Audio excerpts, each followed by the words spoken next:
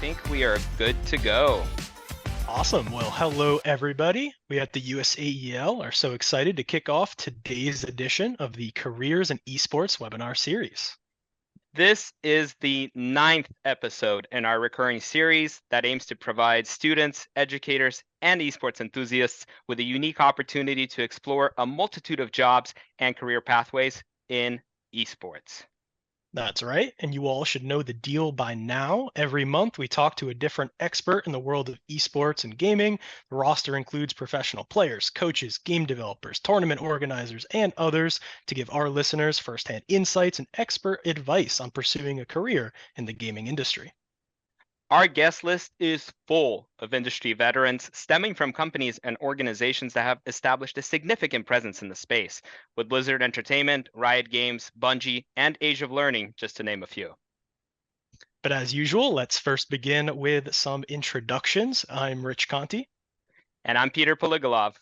And we are your recurring hosts for the Careers in Esports series. Rich, are you excited to introduce our next guest? 1000%. Today we are interviewing someone that's going to be a really good one. They have tons of experience in both game development and education.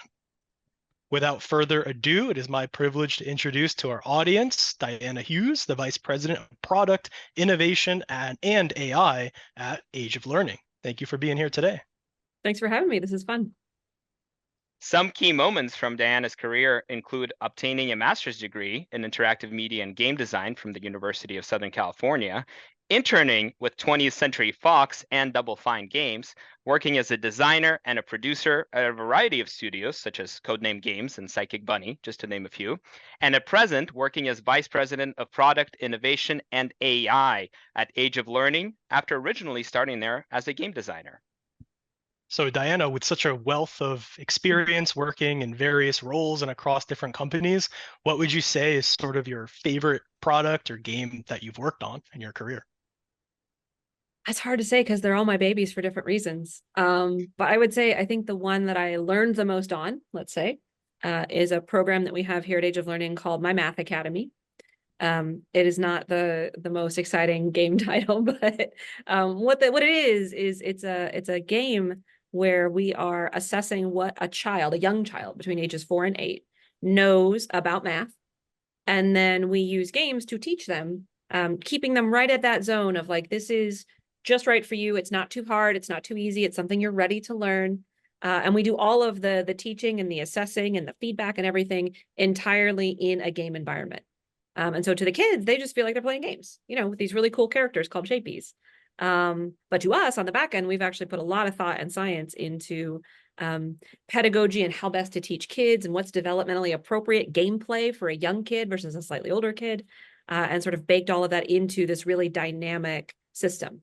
So I learned a lot through that process about, how do you teach? And what is a 4-year-old and how are they different from 8-year-olds? It turns out very different. A 4-year-old is not just a small 8-year-old. They can do very different things. And just math and how do we teach math these days versus when I was in school and what are the best practices? So I got to learn a lot on that project. And it's still out in the world. Kids are learning from it every day. And they always report back that they're learning a lot and that they really enjoy it, which is a big deal. Like if kids are asking for their math homework, I know I've done my job. Certainly. Thank you for sharing that. And speaking of gaming, let's actually go ahead and jump right into our first official question. Diana, what role has gaming played in your life and kind of where did it start? Yeah, so I played a lot of games as a kid. I didn't play as many digital games. I did play them. We had a Nintendo and a Sega Genesis, and I'm dating myself. But I actually played a lot of card and board games with my family. So games were just a big part of what we did together, how we passed time, not just my immediate family, but also like aunts and uncles and cousins and that sort of thing. And so for me, games was always sort of a vehicle for socializing and hanging out and being around people. Later, it became more of a solo activity. It's something that I do to sort of blow off steam or that kind of thing. These days, I'm very into like cozy games. Like I have a very important and stressful and busy job. Like I just want to like chill out and grow tomatoes at home. So I don't, I don't actually play a ton of the esports anymore. But so for me, games over time have sort of evolved. It's always about filling some sort of need in my life that I'm not getting met elsewhere. So, as a kid, that was about like getting to hang out with the grownups and socialize and be part of the group. And as I got older, it was about being able to explore fictional worlds and sort of learn to analyze and min-max systems and things like that. And then these days, it's more about like relaxing because I'm getting plenty of excitement elsewhere. It's so That makes a funny lot of sense. because after a long day's work, all you want to do is grow your little medieval village and optimize the transport system so that the logistics in the city doesn't get hung up, type of thing. That's right, exactly. Yeah. And I know that because it's in a little game world, like the rules are predictable and I know what to expect, and I'm not going to get any unpleasant surprises, which is not, what a career is like. So I get a lot of relaxation from that. Diana, besides the sort of value of community in games at a young age, do you also feel that games brought you any positive skill sets throughout childhood, even the board games? Sure. I mean, a big one is actually thinking flexibly about math. So math is all through board games and card games. We played a lot of like Pinochle and Euchre and things like that. And those games are really about keeping track of what cards are in the deck and what points and what different combinations might be possible. Board games, of course, there's all the work of dice and kind of that random element. So I actually got a head start on early numeracy through games. But also just generally, I think I learned a lot about systems and approaching a problem or a situation as a system and sort of intuiting like, okay, this is the situation I'm in right now. These are probably kind of the rules of the situation and sort of the factors at play, and what different levers do I have available to me that I can pull to influence the situation. So picked up a lot of that through games. And then what I brought into my current role with educational games, a lot of board games are ways of simplifying and presenting as a simple system a real world scenario. So, we were talking about conquering or, building a city or these kinds of things. Those games, what they're doing is they're taking real world, very complicated phenomena and sort of boiling them down to their essences and presenting them as an interactive system. And that is basically what you're doing when you're building a learning game. Whatever the subject matter is that you want the student to learn, you're boiling it down to those most simple, most essential components, and then turning that into an interactive system. So I got a really good head start on that with the games that I played as a kid. That makes sense. Probably my first experience with taxes was Monopoly. So Yes, exactly. And they're So just as frustrating there. would it be safe to assume that your parents, family, and friends supported your passion for gaming, whether traditional board games or more digital stuff? Yeah, it was funny. My dad was a gamer. So he actually, when we were kids, he would sit down and like, he was player 2 on the controller. Like we were, we would play oh gosh, the GoldenEye, right?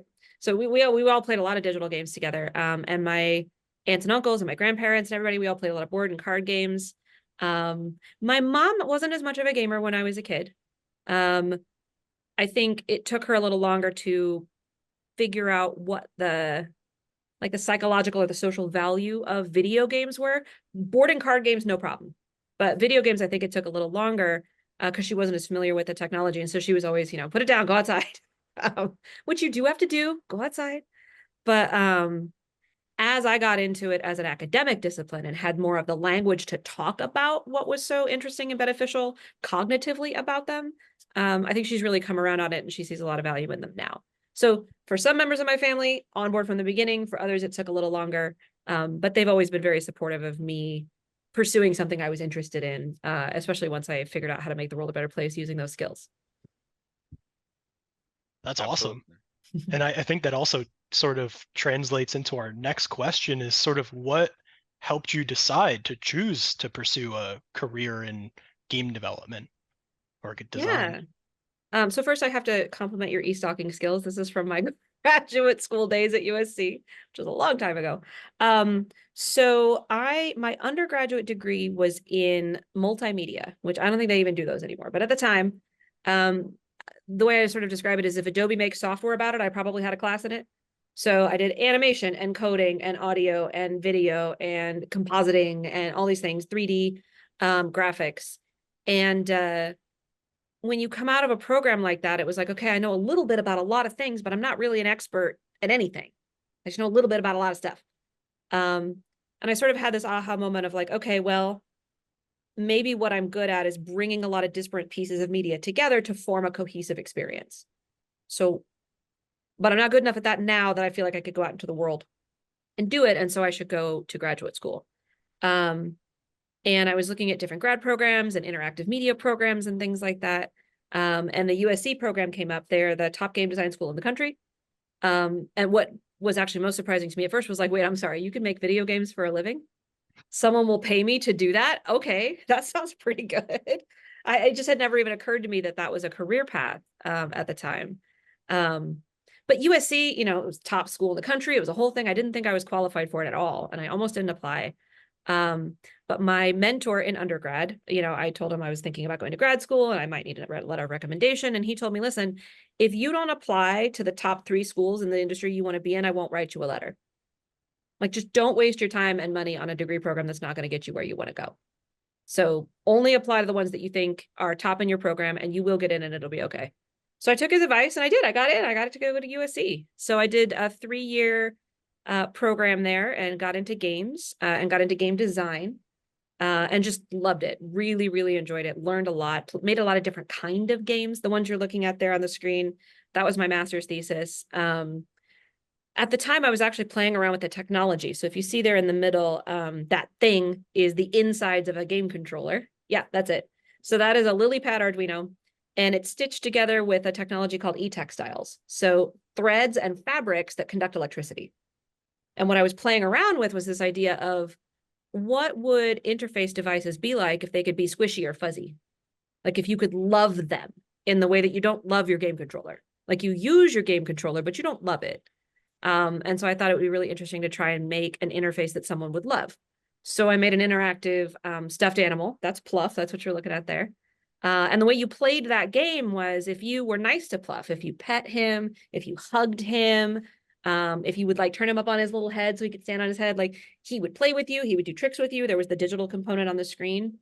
But if you were mean to him, if you dropped him or hit him or punched him or something like that, he would just cry. And it was this very distressing, like fluting sort of a cry. Anybody who ever made him cry immediately was like, oh God, I'm so sorry. And they would apologize to him. It was so funny. This inanimate object. But the story there is that it actually started as just like, I wanted to figure out how to make a game that you would love. But I had so many people who wanted to be transgressive players. Well, what happens if I smack the thing? What happens? And I was just like, okay, there's only one and it's delicate and I built it myself and I'm a grad student and I can't afford more hardware. So stop hitting my thing. So I made it really upsetting to hit. I just wanted them to stop. But that turned into, hey, actually, this is a game about empathy and about recognizing the needs and feelings and emotions of another. And so I had an advisor in grad school who was like, hey, do you realize you've just made a game for autistic kids? And I was just like, yes, I definitely did that on purpose. And so we ended up taking Pluff and doing some research postgraduate on how this could be used as a therapy intervention for kids. So we did that for a couple of years as well. So anyway, I guess a long way of saying I sort of backed into game design backwards. I started with media and then decided, hey, actually games is a great way to bring a lot of different kinds of media together in a way that create an interesting experience. And then got to make really interesting experiences while I was in grad school. I will say I know quite a few Super Smash Brothers players that could stand to grow some appreciation for their controllers and have a Pluff, and maybe less controllers would fly around the room after a match. Right. Also, bonus, if you throw Pluff at your TV, it won't break the TV. He'll cry, but actually no one will have been injured. That's so awesome. It's like an upgraded Tamagotchi. Like yeah. That is awesome. Yeah. Do you still have the one Pluff sitting on your shelf somewhere? I actually do. Yeah. Not here. I'm in my office at Age of Learning in Glendale, but in my home office, he sits on a shelf and I have to dust him occasionally, but he's still with me.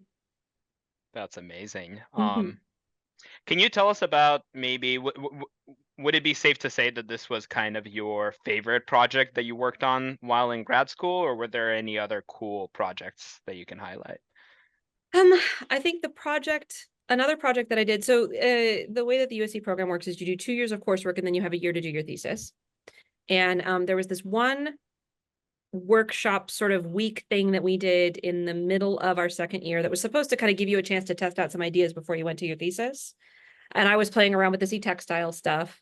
And so I made this game of, I made this kind of little, I guess, voodoo doll, basically. It was like a little canvas little guy, and it had several sort of touch points on it that you could stab with this pin. And when you did, it just completed a circuit. They were just switches. But so if you poked him with a pin, but the thing on the screen was this character, and all of these like bananas, like Looney Tunes things would happen to him depending on where you stabbed him with the pin. And I just had a lot of fun doing that. I don't know. It was very entertaining. All of my players thought it was pretty funny. It was very like Chuck Jones, Looney Tunes, Wile E. Coyote type calamity would happen to this character depending on, okay, if I stab him in the head, then like the anvil falls on him. And if I do this, then he gets hit by a train, or, it was very entertaining. They were very cool at USC about, yes, we were making games, but it was also open to more like game-like experiences, or, using the affordances of digital and interactive to do just interesting things. But always thinking about sort of what emotions are you provoking in the player. And what I wanted to do with that one was I wanted to make people laugh. Like, could we actually get to something that would be funny in an interactive space? So that was another one that I liked a lot. That's great. Diana, can I ask about some of the internships that you've done as well? Sure. Let's see. Just in games or like overall? In your time in college overall, sure. Okay. So when I was in my undergraduate, keep in mind at the time I was in multimedia, I actually did an internship at Caterpillar, of all places. So the place that makes the tractors and the earth movers and stuff, their world headquarters is in Peoria, Illinois, which is where I was going to school. And I got an internship there in their internal marketing group. So this is not, they were not building like advertisements and things for customers. It was more for, that's an enormous corporation, just thousands and thousands and thousands and thousands of people that they have to do internal messaging for.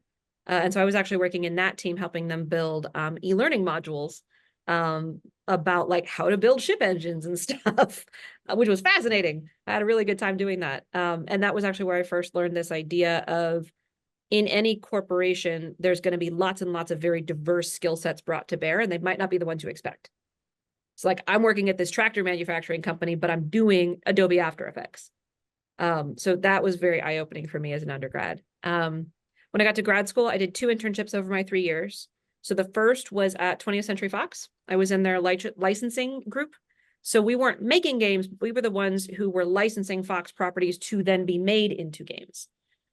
So I was in the group that was sort of, we would receive builds from external studios that we'd licensed our properties to. We would play the games, we'd give them feedback.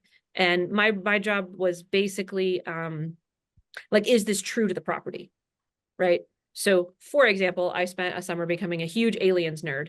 I had to watch all the Aliens movies, and I read all of the graphic novels, all of them. There were a lot of them. I read them all.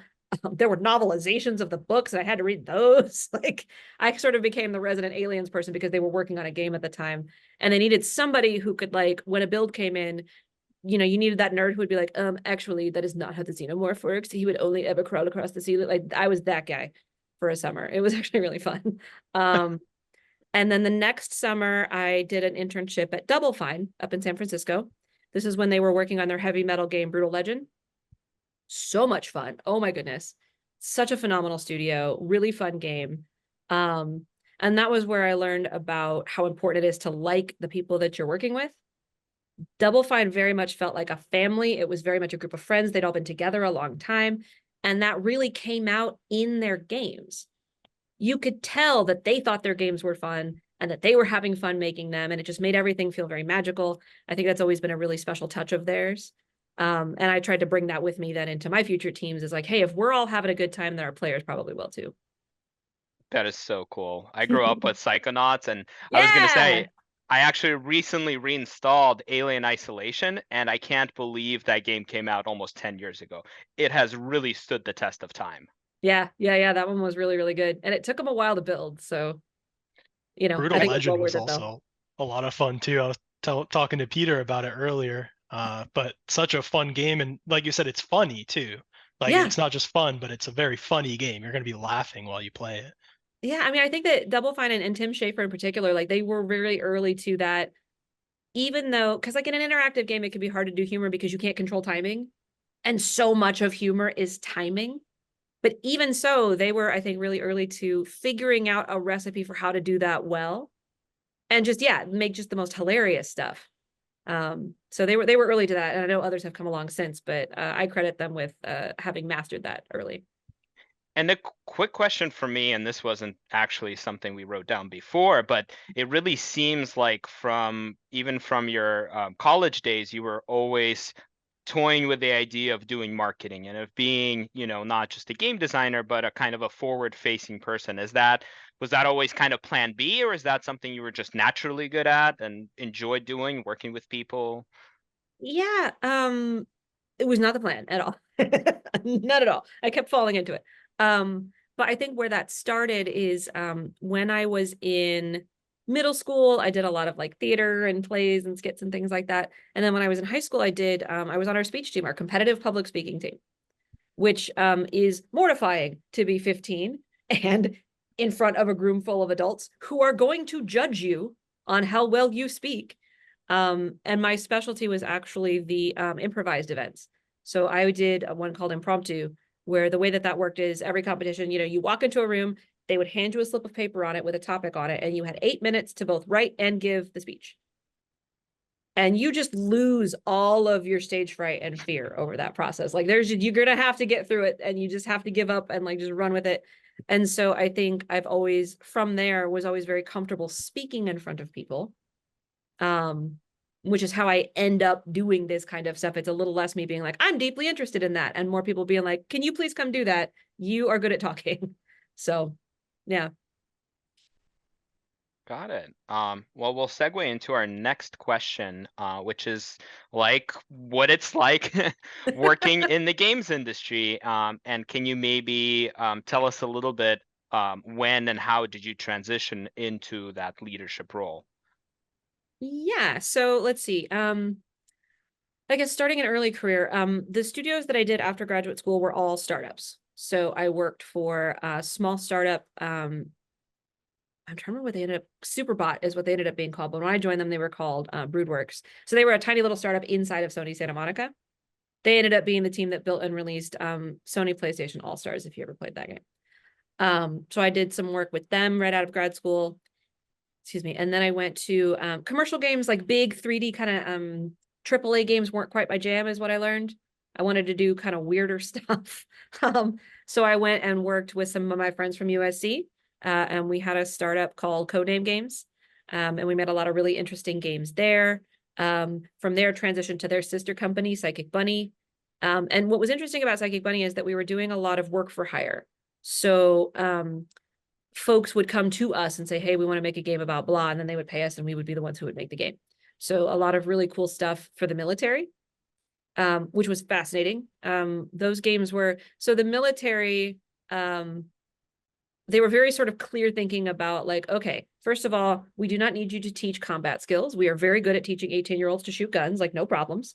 But what we need is a better way to teach young people like, hey, I just got this guy out of officer school and he's about to be in charge of a bunch of people. How do I teach him to be a good boss? Or like, hey, we're going to send a squad of kids who have never left the country before and are all like, I don't know, corn-fed boys from the Midwest or something.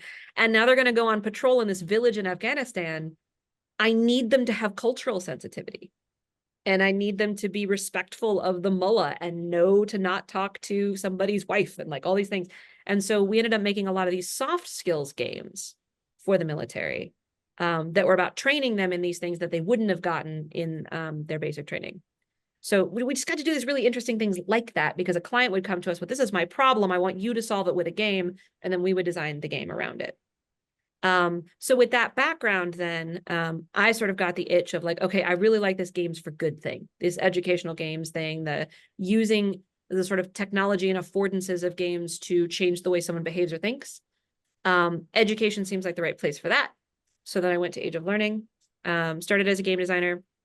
And because of my background doing all this weird experimental stuff, I got pulled into the R&D group. And that was when the product I was telling you about, my Math Academy, that was when it was born. So my Math Academy came out when we were trying to figure out what would our next generation of learning games look like? How could we be using games to really solve problems in education? Like a horrifying statistic, but it is true. In this country, over 2/3 of fourth graders are not proficient in math and reading. So by fourth grade, by age 10, they are behind and they just don't catch up. And if they are of low socioeconomic status, that's more like 80% of kids are behind by fourth grade and they don't catch up. And so we decided we wanted to tackle that problem.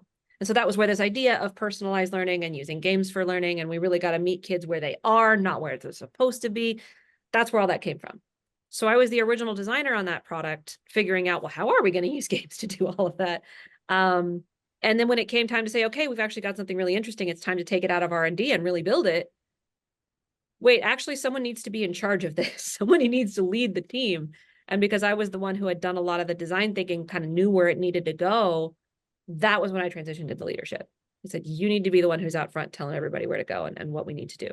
So moved into management from there. And was this kind of a pre-pandemic or Oh, yeah. during? Yeah. Okay. This was would have been like late 2016, early 2017 when that transition happened. Okay. And we worked on my math academy for a couple years. We had just started working on my reading academy. So taking everything we learned about math and starting to apply it to learning how to read. And that's when the pandemic happened. I was just going to say it's very forward thinking to focus on ELA and math skills in early grades, because I mean, we saw the nation's report card, right? Just for the last couple of years, it's like the biggest score decline that we've ever seen. So it makes sense. Yeah. But I mean, the thing is, like, and this is everybody rightly, I think, focuses on learning loss during the pandemic, but it's not like it was all daisies and roses before. The numbers just got worse, but it was already not great. And a lot of that has to do with the fact that in education, in the system that we have, we tend to do very one size fits all things. And that's not, I mean, it's a very pragmatic way to go about it, right? You've got one teacher, you've got 30 kids. How is that one teacher possibly supposed to meet every single individual child where they are when all 30 of those kids are probably in a different spot in terms of what they actually understand and can do? It's just not feasible any other way. But when you start to bring in things like technology, games, AI, now you start to figure out, well, okay, how do we partner with the teacher and then enhance what she's doing with technology? So let the technology handle the differentiation and giving every single kid what they need when they need it, and have the teacher be there to jump in, like when the technology can't go far enough, or when a child is stuck and frustrated, or all of the other things you have to learn as a student that aren't math and reading, like being a good citizen and, you know, a good classmate and all these kinds of things, social emotional skills. So yeah, it was a problem before the pandemic. It's certainly a problem now. It got worse. But we think that technology is kind of how you get to a solution for that issue. That makes sense. Absolutely. And I think we also are going to ask some questions about the AI stuff in a moment here, but taking a step back, kind of just getting your foot in the door at Age of Learning, what would you say was sort of the biggest factor to that? Because a lot of our students are just trying to get into an industry or the industry. Yeah. So at Age of Learning, my interview process was I talked to, gosh, this was a long time ago. I've been at Age of Learning for more than 10 years, so I'm doing my best to remember. But there was like a recruiter and then a couple of other folks. But ultimately, I think that the thing that did it was I got on the phone with their 2 staff game designers. So they already had a couple of game designers on staff. I was going to be number 3 if I got hired. And they were asking me about sort of my design philosophy and how do I do things. And I talked a lot about user testing and how the philosophy that I learned at USC was all about user-centric design, play-centric design, really thinking about what does the user need, what is the user going to enjoy, and then rigorously and frequently testing what you're doing to see if it's actually landing, and sort of being very humble as a designer and sort of always remembering you are not the player. You, designer, are not the player. And so just designing something that you think would be cool and be fun doesn't necessarily mean anybody else is going to think so, especially if you're designing for a specific target audience that you're not a member of, like, I don't know, children. I'm not 4. I don't remember what it's like to be 4, but now I have to make games that a 4-year-old would enjoy. And so the only way that you can do that is with just really rigorous, really frequent user testing and just see what players do. And so I was explaining all of that to them. And that just really clicked. Like, yeah, it was I think not being as experienced. I mean, I'd been in the industry for a couple of years, but not being as experienced was less of a barrier because my whole thing was, well, I'm going to go find out through testing anyway, because I'm not my player. And so I'm not assuming I know a lot coming in. And they were just like, yep, good. She gets it. Okay. And then I got to come in and make games for kids. I guess to rotate the question a little bit, now that you are in a leadership position, when you are hiring students, when you are hiring professionals, what are the key things that you look for? Is it the hard skills? Is it the soft skills? Is it the college degree? Is it the certifications? Is it the experience? Yeah, a little bit of all of that, right? So what I'm looking for is evidence that you can do what I was just describing. You can step out of your own head and get your own ego out of the way and focus on the player and give the player what they need. And sometimes that's things like, okay, I know that there are certain game programs out there that focus on that kind of thing. So if you have a degree from there, that's a good check in your favor. But also a portfolio full of games tells me a lot. Where else you've worked tells me a lot. I especially, and this is very specific to Age of Learning, right? I especially look for a designer who can show me a portfolio piece where you made a game for someone who is not at all like you.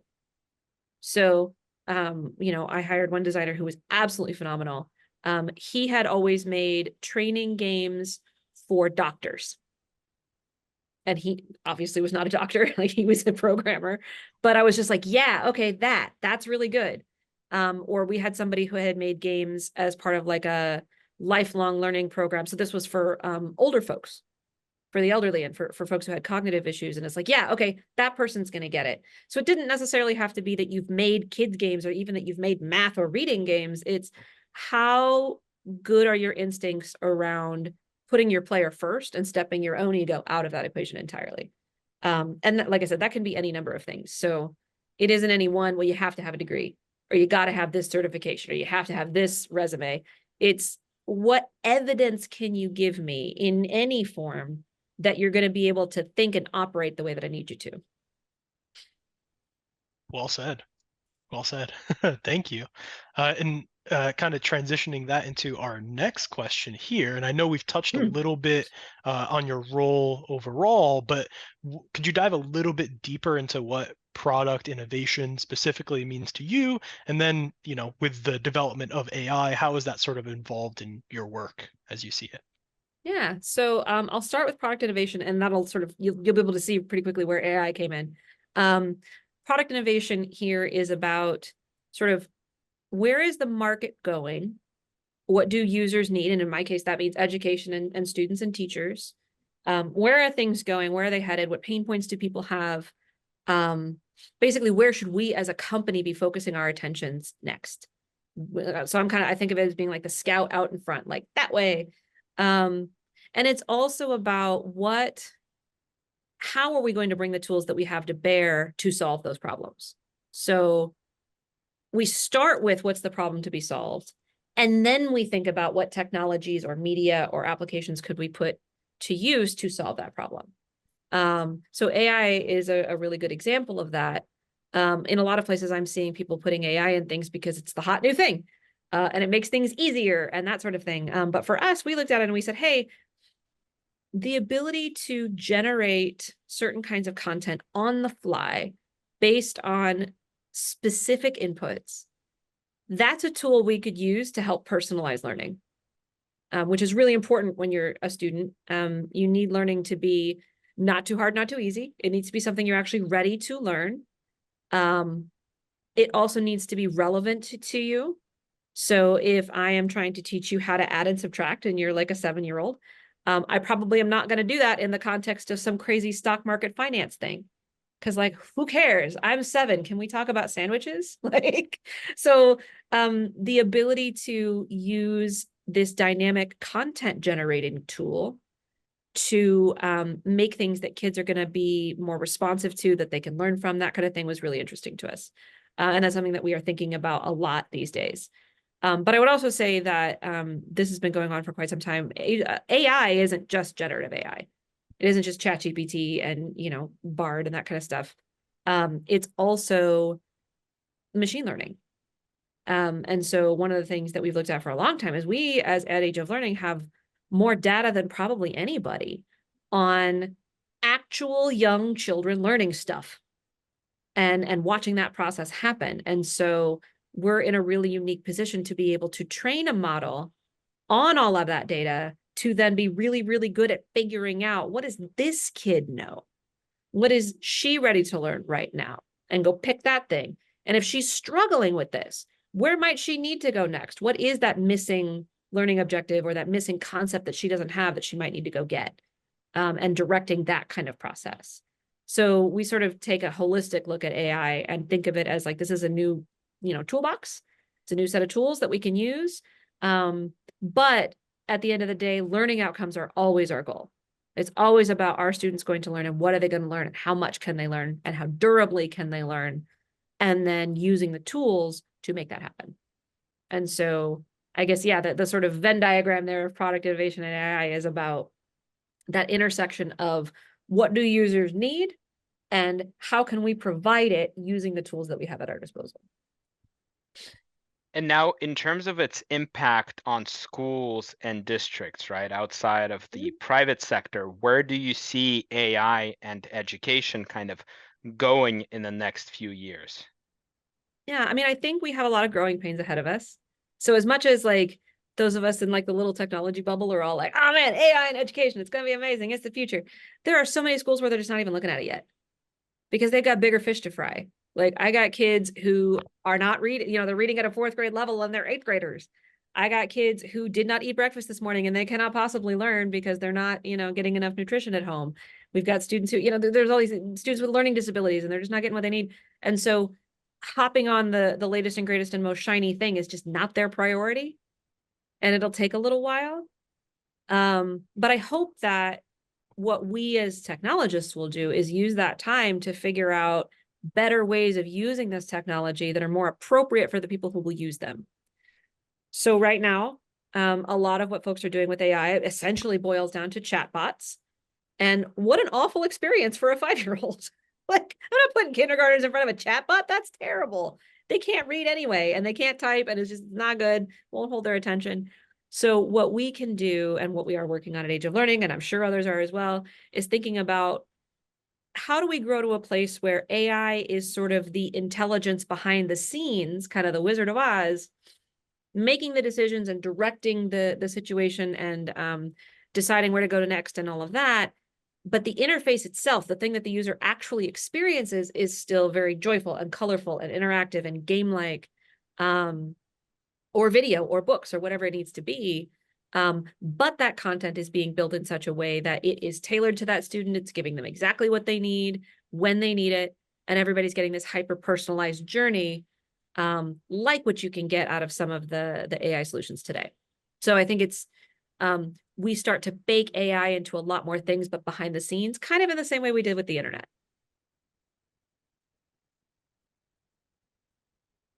I feel like we're on another revolution there. So I think that's a Yes. good analogy. Perfect Yeah, very much analogy. so. Yeah, it's going to be, I think, integrated in ways that we can't even imagine right now. But I think that's why your role in innovation is so important. It's because someone does need to imagine them, right?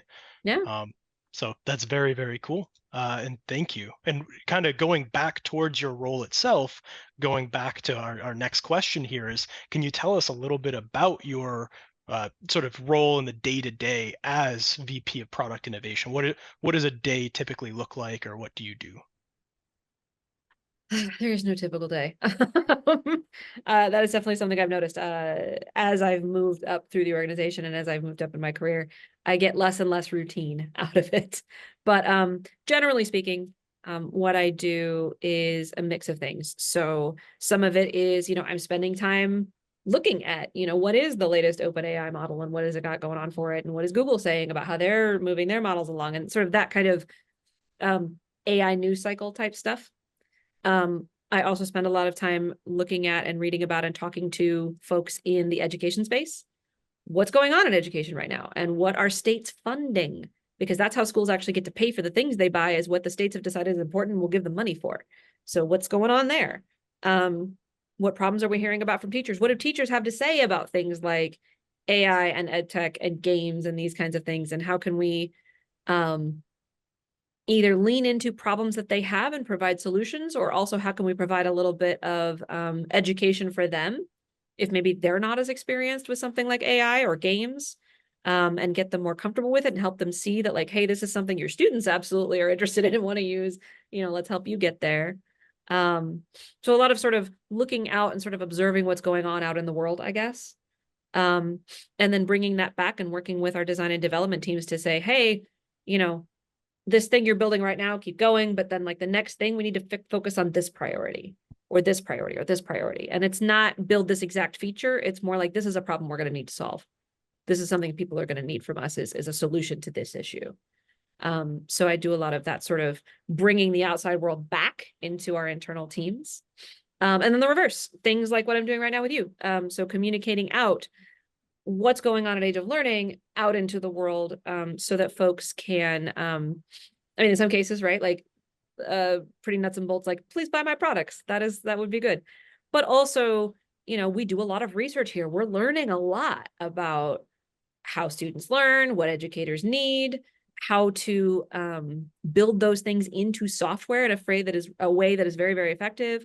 And so we want to share that learning back out, and not just hoard it all for ourselves. And so I do a lot of public facing events. I go to conferences. We actually just had, I don't know, 30 minutes ago, a whole bunch of high schoolers here from LAUSD. They were doing like a career day type thing. So I do a lot of that kind of stuff. And then I also work with our marketing and sales teams on how our products work and sort of the science that went into why they work the way that they do, so that they have that background and then they can also help in communicating that out to potential customers. So lots of stuff kind of all over the place. But I think the way to sum it up is I'm just sort of the conduit between the outside world and Age of Learning. I was going to say, it sounds like you do a lot of market research in your Yeah. role as well. Yeah. Would you, sorry, I was going to say, now that you are in such a dynamic, diverse role where you really get to have your hands in a ton of different departments, would you ever even consider going back to a routine of, well, here's 8 hours, here's your work for the next 3 months, and you just got to code away, I mean, I don't know. I think I might. Or I guess put a different way, that doesn't sound bad to me. How about that? There are definitely times where it's like, it would be cool to have more than about 36 hours planned out of what I'm going to be doing. And I really enjoyed being a maker, being a designer, and actually being the one who's in the trenches, figuring it out, putting the designs together, working with my teammates. I enjoyed that work a lot. And so I don't know if that's the direction my career would ever go in, but I certainly wouldn't be unhappy if it landed there again, because I really did enjoy that phase of my career.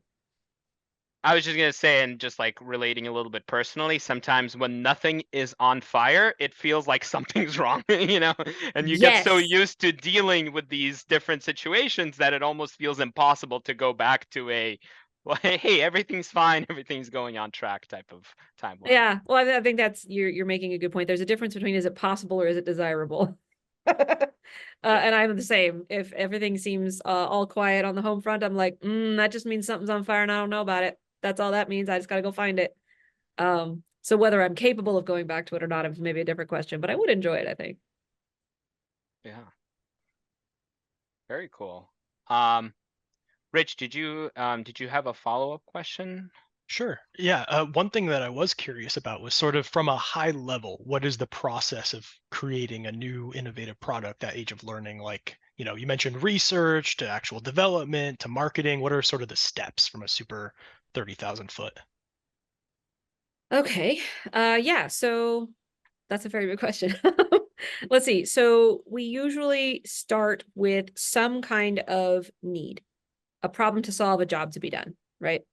And usually we have come upon it through our interactions with schools, educators, learners, parents. It starts to kind of bubble up as like, hey, this seems to be a thing.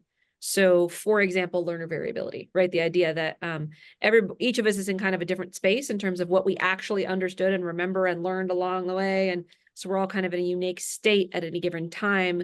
And therefore it doesn't make sense to teach everybody the same thing in the same order at the same pace. That was a problem that sort of came to us through a lot of research and talking and discussing with a lot of folks. So once you choose something like that, you say, okay, that's a problem we want to go after. What we tend to do is we then go look at, well, what other people have tried to solve that problem, and how far did they get? And it's still a problem, so they must not have solved it, but I bet we can learn from what they were doing. In education, that typically means we're going and looking at learning science. So we go look at what have researchers been figuring out about this problem and how people learn, and why does learner variability happen, and what can you do about it? And has anybody come up with any best practices? And a lot of times what we'll find is these really interesting little nuggets that, ooh, that's a really good technique. It's just that the researchers at some university somewhere never figured out how to scale it in a way that it could be used more broadly. So for example, when we were looking at learner variability and all this, we stumbled upon this research study from the early 80s by Benjamin Bloom he called it the 2 sigma problem. And he was looking for just what is the best way to teach students, just all things being equal, what would be the absolute most effective way? And his team tried a number of different things. So first, of course, they looked at just regular 1 teacher, 30 kids, business as usual instruction. Have everybody take a test at the beginning, a school year of that, have them take a test at the end, measure how much they learned. Okay. The next one they tried was a technique that's called mastery learning. And mastery learning is when you are teaching somebody something, you don't move on to the next thing unless you know for sure that they understood the first thing, which seems kind of duh. But also, if you think about it, that's not how school works. Whether you got it or not, we're moving on, man, because there's 30 kids and we all have to keep moving and we've got so much we got to get through in a year. So mastery learning was something they tested.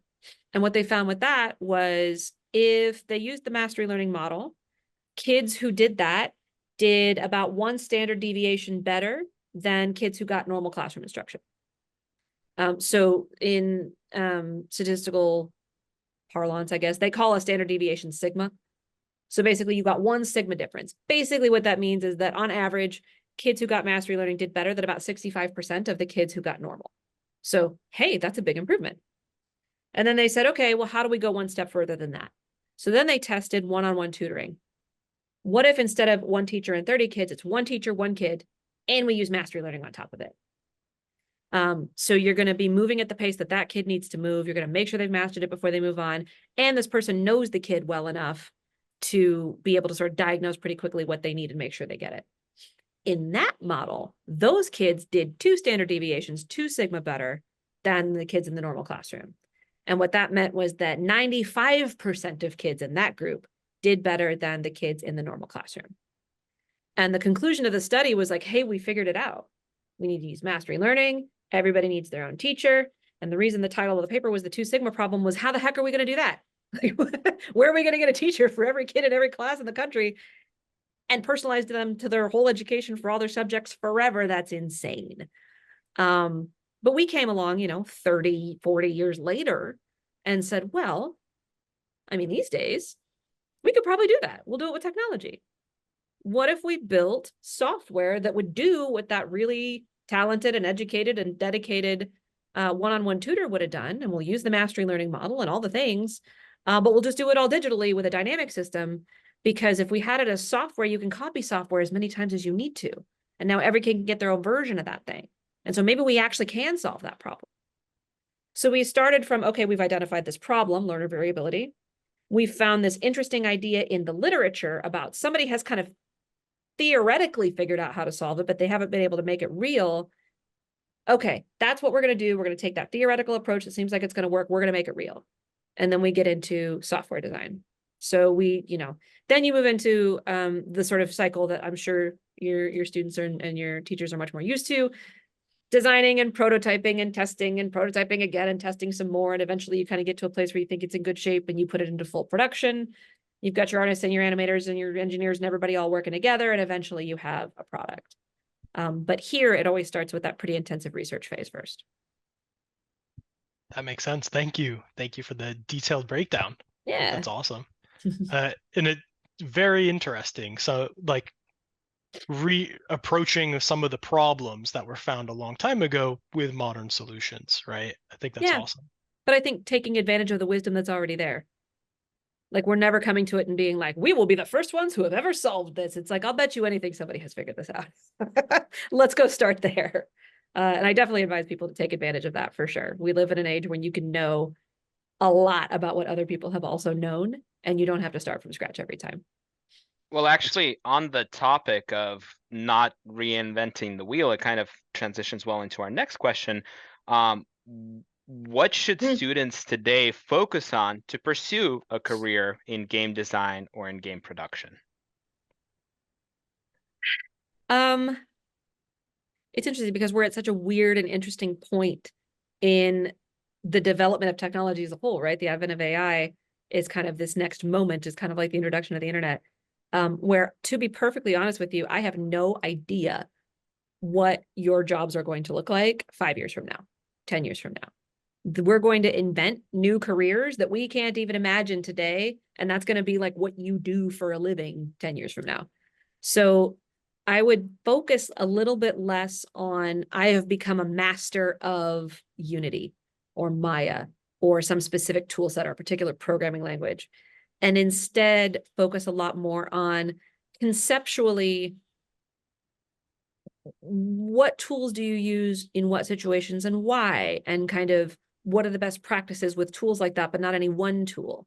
So what are the general elements of a game engine? What are the general elements that go into doing good concept art or graphic design or animation? And really focusing on those core principles and skills that are going to end up being a little more universal and timeless. Because even in a world where we have artificial intelligence is doing a lot of the monkey work for us, you still have to be the one who knows how to ask the right question or how to tell it what to do. It's going to take human intelligence to take a tool like AI and point it at the right problems. And so I would be focusing a lot more on that sort of thinking and those sorts of skills and that sort of curiosity and flexibility and openness to learning new things as they come along. And I'd be focusing a little less on getting too deep or stuck on a specific set of skills and tools, especially tools because they change all the time. That makes a lot of sense. And from actually like a school perspective, why do you think that they should support their students' love of gaming or pursuing some of these different gaming related careers? Well, so I think that at their heart, games are learning machines, right? So in any game, you are learning a new skill, and the game is going to identify that that skill exists. It's going to give you problems to solve where you're going to need that skill to solve them. It's going to give you lots of opportunities to learn and practice and fail safely and learn from that failure. Ultimately, you're going to come up against some sort of an ultimate challenge, a boss or something like that, where you're going to prove that you've got the skills. And then at the end, you will have developed, you're now an expert at this thing that you didn't even know how to do before you started playing the game. So one is that games can be put to that use in service of other learning. That's kind of what we do at Age of Learning, right? I'm going to take all that same stuff and now I'm going to teach you how to do fractions instead of slaying a dragon or whatever. But also getting good at learning is a skill by itself. And especially, everything I was just saying about how the world changes overnight sometimes, being good at learning is itself a core skill and one that you're desperately going to need. And so I think games are a really great way to get better at learning and getting better at what we call growth mindset. So the idea that you're not thinking about, I have a fixed set of skills, I was born smart or not, and that's just it. And thinking a lot more about, I don't know how to do this now, but I am capable of learning it. I could grow to know that. And then having the confidence to sort of see that process through. That is something that you learn in spades as a gamer and as a someone who plays games and even someone who makes games. So I see a lot of value in that. Even if ultimately you decide you're not going to be in the games industry, you still will have learned this extremely transferable and very valuable set of skills and mindsets from having been part of that experience. So I would definitely say that's really important. And that is something that every school should really be emphasizing with students and taking advantage of this medium that just does that really, really well. And do you have any advice or like how schools and school leaders today can actually support their students' love for gaming or game design? I mean, I think it's a few things, right? Like one, the obvious, like don't be dismissive or negative about it, right? It isn't like, quit wasting time, go outside. Um, you should go outside. I know I say that like I always make that joke and then I'm immediately like, no, but actually go outside, it's good for you. But still, you don't want to be dismissive of it. It is a really important and respectable medium. But more importantly, I would say giving students opportunities to make games. And putting them in that position of, okay, you've got some kind of a goal, you've got some sort of an idea you want to convey or a story you want to tell or whatever. Let's have a game be one of the options for the medium in which you do that.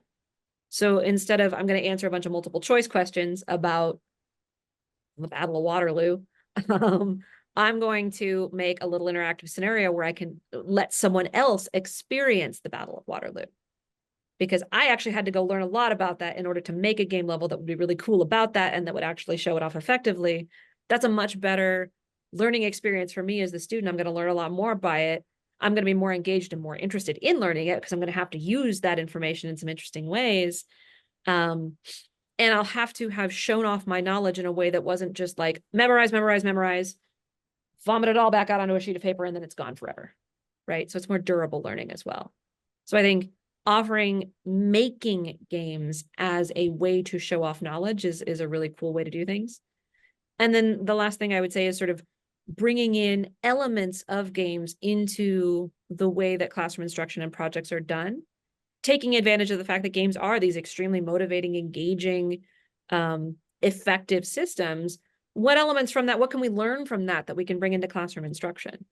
So this idea of relevance, this idea of interactivity, so don't just stand there and lecture for an hour, like do something interactive and have the students interacting with the knowledge from the beginning.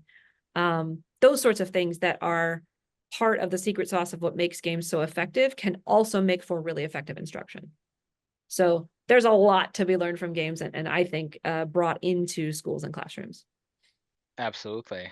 Very Beautifully well, said. Yeah. very well put. And with You're that being getting said, me yeah, excited. I want to go build the Battle of Waterloo now. I don't know Do about it. you, Peter.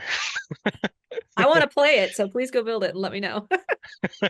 for me, it's like, some like when I was in high school, I had to learn about the Battle of Waterloo from my giant textbook and I had my notebook with all the pictures. But like my goal is just to get more kids excited about the Battle of Waterloo. And if the best way to get them as excited is through building these games, right? I don't care how they learn about it. I just want them to learn and be excited about that. And I if think I that's could exactly right. And if I could build that and then test my peers on whether they could survive the Battle of Waterloo, ooh, next level. It sounds like a lot Right. of fun, Diana. Well, and you're going to learn a lot more than just about the Battle of Waterloo, right? You're going to learn about game design and you're going to learn about user testing and you're going to, you'll have all these other things that you've brought to it as well. And you just walk away with a much richer experience for that. And teamwork and perseverance Exactly. and not giving up. It's hard skills and it's soft skills. That's right. With that being said, we are out of time. We want to thank everyone for attending today. Diana, thank you so much for being our panelist today and sharing your experience with our students and educators. I know they will appreciate it. This was great fun. I'm always happy to share. Good luck, everybody out there with your educations. This is probably the most valuable thing you'll do for yourself. So I wish you luck with it. Awesome. Thank you, everybody. Thank you again, Diana. Stay safe and happy gaming. Bye-bye.